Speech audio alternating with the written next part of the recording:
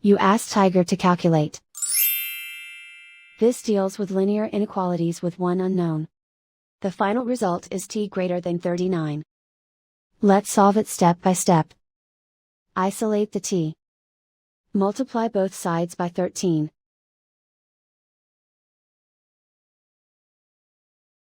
Group like terms.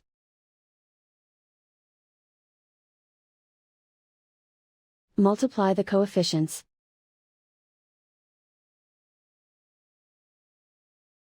Simplify the fraction.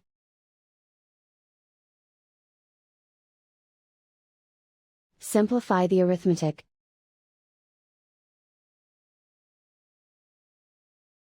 Plot the solution on a coordinate grid.